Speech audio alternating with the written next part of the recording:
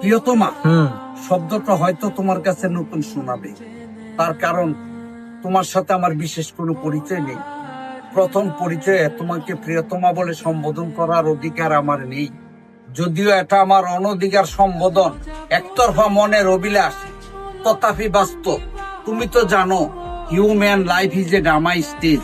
তার অর্থ হইল মানব জীবনটা একটা রঙ্গমঞ্চ। এই রঙ্গমঞ্চকে রূপ রং রস দিয়ে সাজাতে গেলে অনেক অবাস্তব ঘটনা এসে দেখা দেয়, আর সেই অবাস্তব ঘটনাই মানব জীবনের বাস্তব হয়ে ওঠে। আমার লিপি প্রেরণটা তো তুমি বিশ্বাস করো আর না করো, এছাড়া আমার কোনো উপায় ছিল না। প্রেম যদি মানব জীবনের সত্যিকার সম্পদ হয়ে থাকে তাহলে আমার কোনো অপরাধ নেই। তুমি হয়তো বলতে পারো, যাকে চিনবো না, যাকে জানবো না, যার সঙ্গে কোনোদিন আমার ঠিক মতো কথা হয়নি, তার এই ধরনের চিঠি লেখার কি অর্থ হতে পারে? দেখবি, মানুষের মন অর্থহীন নয়।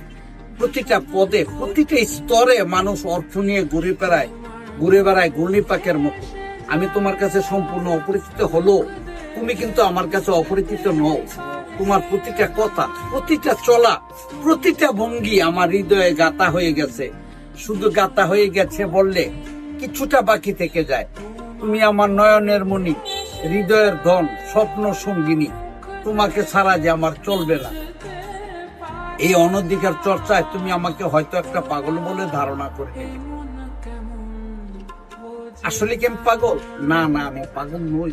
এই হৃদয় তন্ত্রীতে যে সুর তুমি জাগিয়ে তুলেছ তা প্রেমের সুর। প্রেম, প্রণয়, প্রীতি বিধাতার দান। এই সত্যকে অস্বীকার করার মতো কারো অধিকার নেই প্রিয়তম। তখনই আসবে এই কথাটা। বর্তমান সমাজে আমি অর্থহীন, কাঙ্গাল, দিন দরিদ্র বলে পরিচিত। ওই চির সুন্দর পৃথিবীর বুকে তোমার কাছে আমি একটা দিক দিয়ে অনেক নিচে, সেটা হলো রূপসী বাংলা, রূপের সমাজে।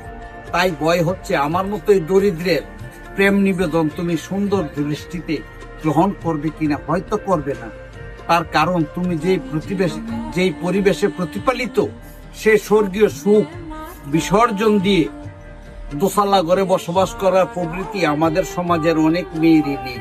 তবে তোমার প্রতি আমি আশা রাখি, তুমি হয়তো এটাকে অনাদরে অবহেলায় ছেড়ে ফেলে দিতে পারো। অবশ্যই আমার কোনো ক্ষতি নাই, ক্ষতি শুধরাবে।